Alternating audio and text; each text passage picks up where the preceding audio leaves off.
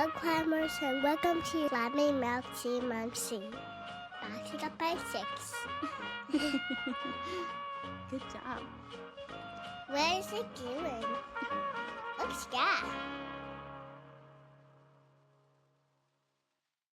Hello, climbers, and welcome back to another episode of Climbing Mount CMMC, the podcast. My name is Kaleigh Floyd, and this to my, maybe it's my left, maybe it's my right. I'm not sure. It depends on what we edit, but is Adam Evans. Adam is basically the guy that tells us yes or no when it comes to compliance internally with Axiom, also known as our compliance officer.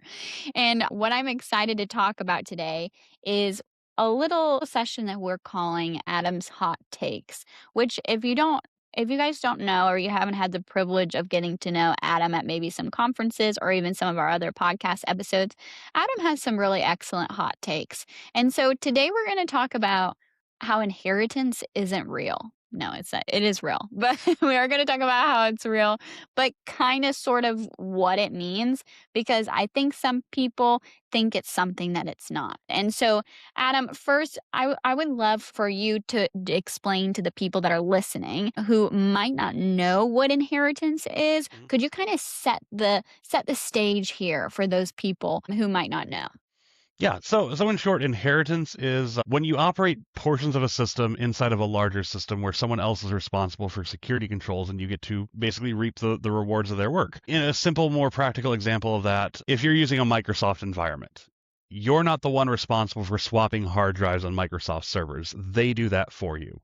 You're not responsible for the physical security of a Microsoft data center. They do that for you. So you get to inherit their protections from that. That's one of the benefits of cloud service providers and part of the FedRAMP process. Or in a much more simpler example, if you rent an apartment, you're inheriting the building maintenance from your landlord.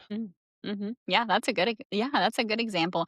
And then once you end up buying your own home, you realize how screwed you are at having to figure out all this stuff yourself because you don't have a landlord that can come in and fix it for you. Yeah, going through the home buying process and looking into all that right now. I'm just doing a lot of reading, and I don't know what I prefer more, CMMC or all the details of home ownership. No, I love that example. That's great. Talking about inheritance too in the general term, let's dive more into it in the CMMC sense. So I feel like there's two sides of inheritance that you hear thrown out a lot in the CMMC ecosystem. One side is from the CSP, which you already talked about, cloud service provider perspective, and how inheritance works with cloud service providers and the word FedRAMP, or I guess the authorization comes up when you're thinking about that. And then the other side of it is external service providers that aren't cloud service providers, like maybe an MSP that is CMMC level 2 certified and trying to inherit things from that perspective. So let's talk about those two perspectives and start with the cloud service provider side. Yep. So to set the stage super quick, when you read through 3248 CFR and the requirements for CMMC, cloud service providers that store, process, transmit CUI must meet the FedRAMP moderate baseline or higher.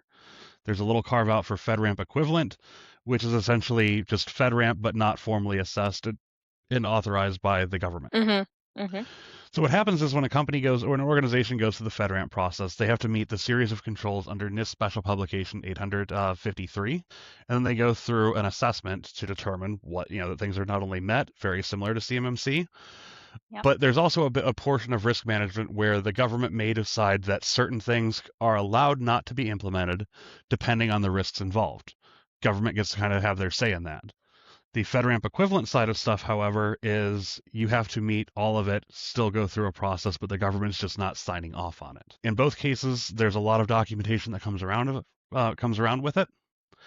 And what typically we have to see from the client side of stuff is one major piece of documentation is the customer or shared responsibility matrix, and also the implementation statements, usually customer implementation statements, CIS worksheet, something along those lines.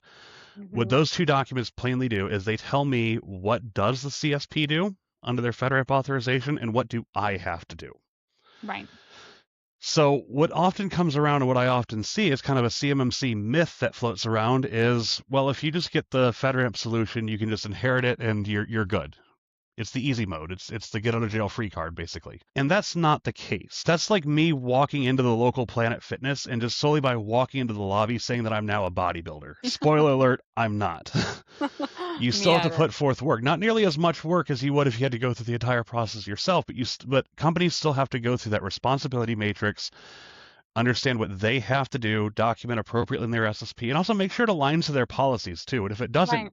deal with that. Well, you have real world examples of this in assessments that you've been a part of. Let's say we're talking about you use the example of Microsoft and let's say you're in a GCC high tenant, and that's where your company uses their cloud services and lives in that environment. When you get to that part of the assessment and you're supposed to, you know, talk about that, do you say it's inheritable and then it's done? Like, how does that work for somebody who doesn't understand that? Yeah, so we initially in our first run through we basically tried to do it's inherited per Microsoft's FedRAMP ATO, and our assessor said, "Cool, which controls?" So in terms of the documentation, we like I said, we tried to go through the process where we just said, "Yeah, it's inherited per Microsoft," and the assessor said, "Which controls?" So going through the responsibility matrix, we can start to see what exactly does Microsoft do, or what exactly does the CSP do, and what exactly my responsibility is. Yeah. Depending on the provider, some will map those to the 853 controls, others to the 800-171 controls. It may vary depending on the provider. Microsoft, if you can find the documentation, that's your first challenge. But if you can find the documentation, you can get a hold of Microsoft's SSP and other documents, which will align to the 853 controls. So you can say, this is inherited per Microsoft's FedRAMP ATO for AC7 or whatever the number is. I really hope AC7 is actually an inheritable control because it'd look really cool if it was, but for anyone listening, I'm making the number up right now. But that also takes you down the path of the documentation to figure out exactly what does Microsoft do so you can document appropriately. And then again, what do you have to do? An excellent example of that in practice is FIPS validated cryptography. For certain systems, Microsoft has it handled. There's nothing that I can do to modify, change in any way, shape, or form. Just Microsoft does it. But if we look at some of the communications and stuff in Windows, there's actually a setting that needs to be toggled on. And it's my responsibility as the customer to make sure that setting is toggled on for that inherited statement to be true. So that's where this really comes full circle to tell you what to do so you can inherit those protections. Or in some cases, understand where your responsibilities lie, exactly how to navigate that. Another example, Microsoft will provide all the password requirements built into Entra, but those password policy requirements still have to align to your company policies. Microsoft's not writing your company policies for you. Well, they could if you asked Copilot, but I wouldn't use that. Wouldn't fully rely on that one. Right. But anyway, so the general gist of that is you still have to go through and understand that, and that way no one's making assumptions. Because what happens is if you want to assume, we all know the old saying about assuming, and you don't want to run into that situation during an assessment where you think, because I do X, Y, and Z, that Microsoft has my back on this one. Their documentation's out there, and they might not, but you need to know that before you get into the assessment. Yeah, that's huge. I mean, you said it there too, even talking about toggling something on or off. Like still during the CMMC level 2 assessment that's done by a C3PAO and an assessor, they're going to come in, and when you say that it is inherited by, let's say Microsoft or something like that, if it does point to, well, that toggle needs to be on, or well, that that permission needs to be turned off or whatnot, you have to still prove that in the assessment, right? It's not just, absolutely. oh yeah, that's that, and now let's go on to the next control, right? So the other thing I wanted to say too about assessments, Adam, and I want you to just, before we switch over to the ESPs, not CSPs side, I want you to kind of share, just from your personal experience of us as an MSP going into an assessment, what would you say was the most shocking part of like maybe the cloud service provider side, and something that you assumed maybe would be a little bit easier when it comes to inheritance, but was actually harder when you got into the assessment itself? Like, do you have any examples of that for somebody who is maybe not done an assessment before and is a little bit nervous about it? Yeah. So, I mean, the big guiding documents, like I said, are those implementations statements and the responsibility matrix. I've seen some really good ones. For better or worse, Microsoft's documentation is incredibly thorough. It's nearly impossible to find, but once you find it, it is very thorough and it has so much information that makes my job a lot easier to document. Because I can specifically say, Microsoft does X, Y, and Z in this way per these documents. Look at me, I'm done. Mm-hmm. I've also seen some that have been pretty horrendous. I had to reach out to the vendor because I've looked at a statement that says it's my responsibility to control cryptographic modules in their platform or something. And I've literally had to look at that with our engineers and say, call me delusional, fellas, but we can't actually do this, right? And they'll come back to me and say, like, yeah, no, there's no way we can do this. So I had to take that back to them and say, guys, your responsibility matrix says it's my responsibility to do something. I don't have any ability to actually do this. I think your matrix is wrong. Mm-hmm. And they actually had to update their matrix. Wow. Repeat for 320 assessment objectives where I had to apply the context of the tool and have the technical understanding of it to validate that their statements were in fact accurate. Because if I had made the assumption that their documentation was correct, I would have said it's my responsibility to do this, and the assessor would have said, show me how, and I couldn't. Wow. So the vendor documentation trail gets really complicated. And one other thing that's useful for people to know, if you have more than one cloud service provider, you may have to have and go through multiple matrices and document multiple products.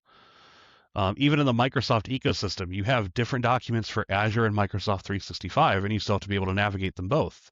Yeah. What if you add in FedRAMP authorized password manager? You have to figure out those ones relevant to that as a security protection asset. Are you doing software development and using the FedRAMP version of GitHub to store CUI code?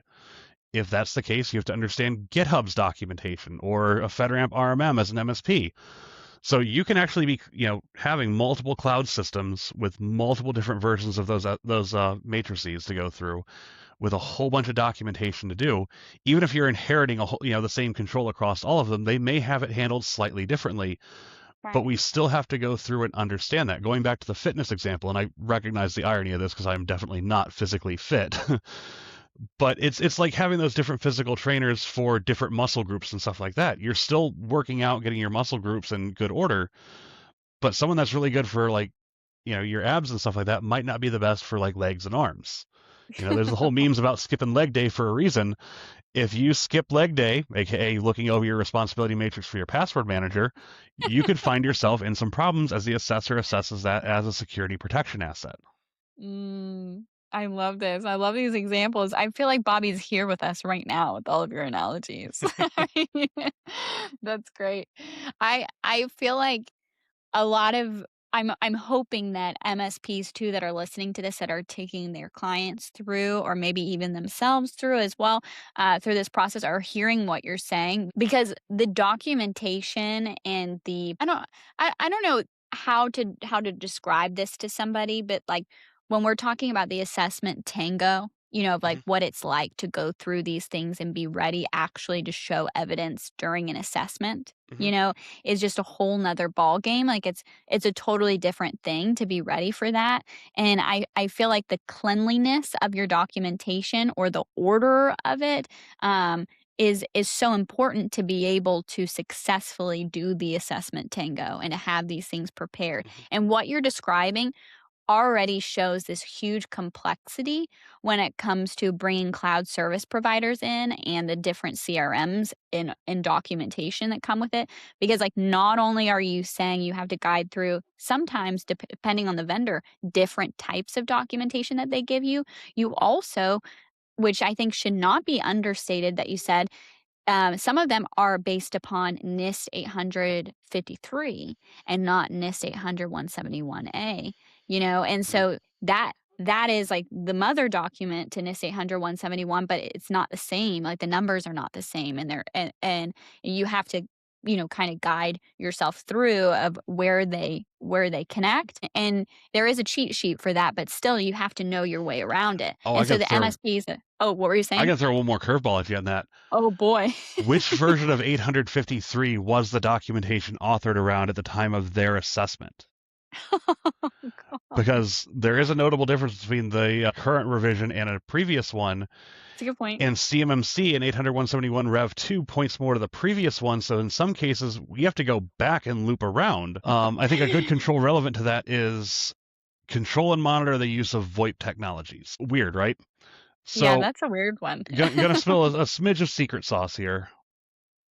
We don't consider Microsoft Teams to be VoIP in its traditional sense, because it does not really conform to the definition of VoIP at the context and time that 800-171 R2 was written. Your collaborative meeting software came along much later down the road. That's true. Yeah. So we still have to speak to that, because we can't just, our other stances, we don't really go down the, non-applicable control route, because that's a whole other challenge for a whole other day. Yeah. But that all being said, I still needed something to write. I couldn't just say, I don't think this applies to me. And this also, for context for anyone that's paying attention, this also assumes the Teams ecosystem is not set up with the ability to do call forwarding or anything like that. Just your native Teams desktop app, where you just jump on a meeting and that's about all you can do. No dial-in options, none of that fun stuff. So we still had our statement saying, yeah, we consider it this way, blah, blah, blah. What if an assessor disagrees and says, nope, I still think it's VoIP because I'm going to define VoIP differently than you define VoIP, and I'm your assessor, and I get to do that. So I had to try to route through and say, Microsoft does do some stuff around this. What exactly do they do? So I had to kind of wrapper that through, write a bunch of documentation around that to tie those FedRAMP statements together to present that compelling argument. And at least I think that worked out really well. We've got some, plenty of successful assessments that would agree with that statement. But someone out there probably listening, and I'm sure we'll find out in the comments below at some point, might disagree and have a really compelling argument telling me that I'm wrong. But that's where again, our default answer for CMMC is everything always depends. It depends, yeah. But that gets to a whole separate topic about assessor variability, and that's probably another hot take for another day. Another thing, so I think you've touched really well on the CSP side of it, but there is another side that I did, mention earlier, which is ESPs that are not CSPs. So that could be somebody like a managed service provider, managed security service provider, or somebody of that nature. There are requirements for CMMC when it comes to them. You have to have a customer responsibility matrix, which, like you described, cloud service providers that you're trying to inherit stuff from. You also have to have, a CRM from them and the agreement between them. Another thing I wanted to mention is this idea of inheritance through an ESPs, or even specifically a lot of the time more managed service providers like us, inheritance through their CMMC level 2 certification. That's another way that you'll hear the word inheritance come up. And do you want to speak a little bit to that perspective? Yeah. And what you can inherit when it comes to that? Yeah, so that's a tricky one, and we've seen it kind of go around, and I know even like our stance on it has kind of evolved a bit over the years as more and more information's come out. If we rewind a couple years ago to before 32 and 48 CFR went through the final rulemaking process and was adopted, there was a lot of thought about, well, if an MSP or an ESP has a level 2, what is stuff inheritable? Yeah. That's a pretty, now that time's gone by, that's a pretty flat, no, you just can't inherit from that, because if you're likely going down that inheritance route, you're probably a CSP and not an ESP. So what does that look like, though, when I'm going through this process and I'm responsible for doing system maintenance and defining those system baselines and all that other stuff on behalf of a client? They can't inherit that from me. I'm not providing them the system. If I was, I'd be a CSP. But my responsibility matrix and agreement will point back and say, oh, Axiom is responsible for performing system maintenance and maintaining baseline configurations and all this other stuff. So what that speaks to is the delegation of responsibility and the performance of the control. So it's not the inheritance, it's the performance. Right. Going back to my gym analogy from earlier, if, under the CSP approach, I can't just walk into the gym and, inherit being a bodybuilder, but I can send Kaleigh to go to the gym on my behalf to be a bodybuilder. No, thank you. I decline. Is that not in your responsibility matrix? It's not. It says I'm not responsible. Exactly. So all that being said, to wrap that around, we can inherit from CSPs. We still have to go through the work, but from the ESP perspective, ESPs can be responsible for the performance of controls and duties based on the agreement and the matrix. Right. And from the OSC's perspective, so if you're an end client out there paying attention to this, you need to understand all of this. Mm-hmm. And be able to have that paperwork available, ready to present that during an assessment, and understand what exactly your responsibility is. Simple example, we author and work with our clients on our policy work.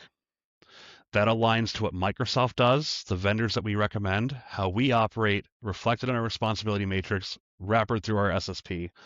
And that allows our clients to basically get the easy option. However, in our matrix, it still says the client must review these policies and work with us to tailor them to their business.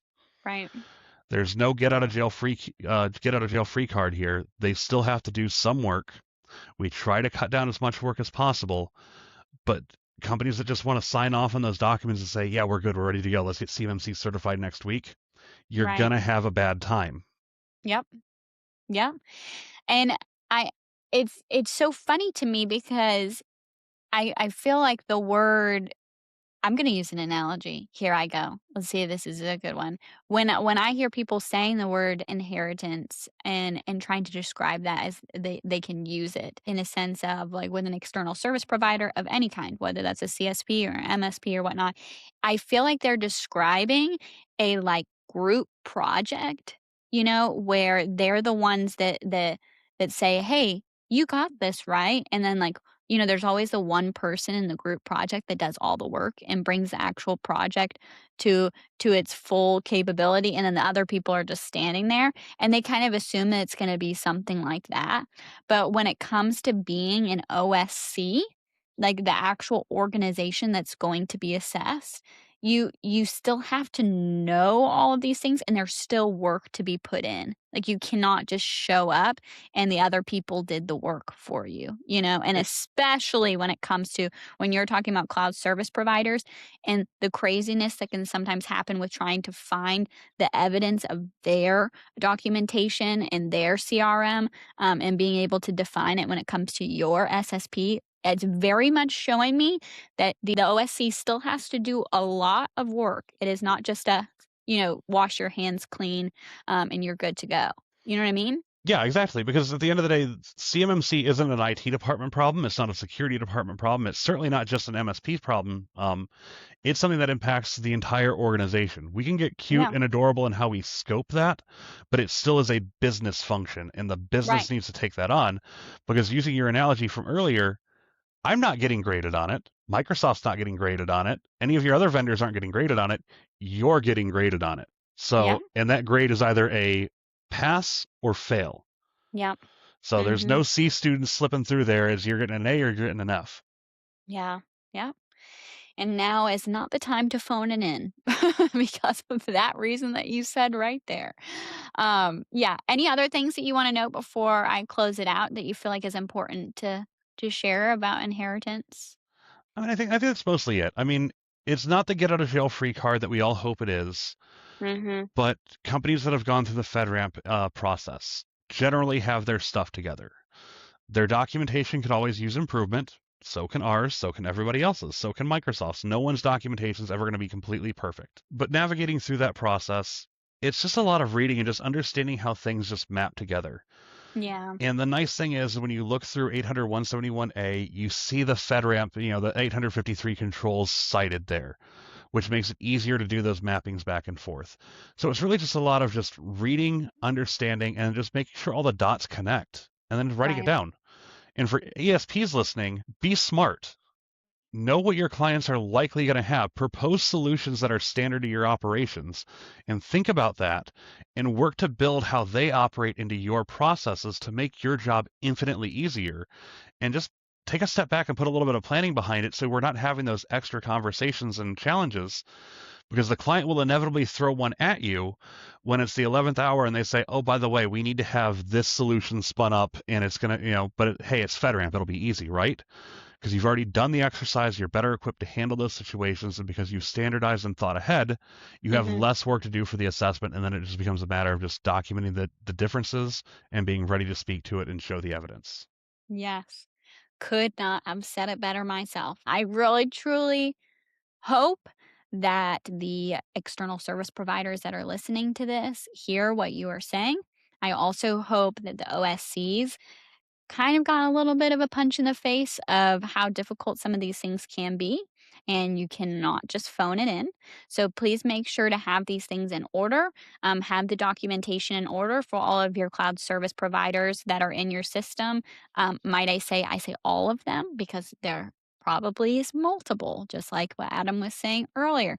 There could be multiple external service providers. So having all of that documentation in order. Please make sure to comment below if you think of any other, things that have to do with this subject, maybe that you wanted to point out. We're trying to keep a community going here. So, wait, hold on. Adam is holding his finger to his mouth like he forgot something, and that's always a scary sign. It's a scary sign. Yes, and I'll try to keep it nice and quick. Remember that one of the M's in CMMC is maturity. That implies that things will change That's true. over time and improve. Oh boy. Keep in mind, how many times does Microsoft update stuff? Oh, they've never done it. I've never seen an update from Right, yeah. Microsoft. Um, That's satire. I was kidding. I just thought patching was broken in your system or something. I was Would you like us to kidding. contact your IT department? I think Teams just updated for me today, actually. Yes. But anyway, so speaking of other things that Microsoft does that updates, they update their documentation. Yep. And as they add services, remove services, rename services, because they never do that. So keep in mind, documentation from your vendors will evolve as well and will change over time. So make Mhm. sure as you're looking through these processes, when it comes time for your self-assessment or whatever your maintenance checklist suggests, double check that those documents that you have on file that you need for your assessment are in fact up to date. The last thing you want to do is run into your assessment. You've gone through the process, you got your level 2, everyone's happy. You come out 3 years down the road with the responsibility matrix from Microsoft dated Yep. 4 years ago. Because an Yep. assessor's going to look at that and go, I'm pretty sure Microsoft's made an update or two since then. And then you have to go through the whole rigmarole of finding the right document all over again, pulling your hair out trying to find the right location, figuring out how many of those links are broken now, all under a time crunch for an assessment for something that a Oh little bit of boy. proactivity would have solved. Yep, and that's exactly why we say that your SSP and your documentation is a living, breathing organism, right? It's a living document. It changes, it evolves. Well, it needs to, it should, Mhm. if you're doing it right.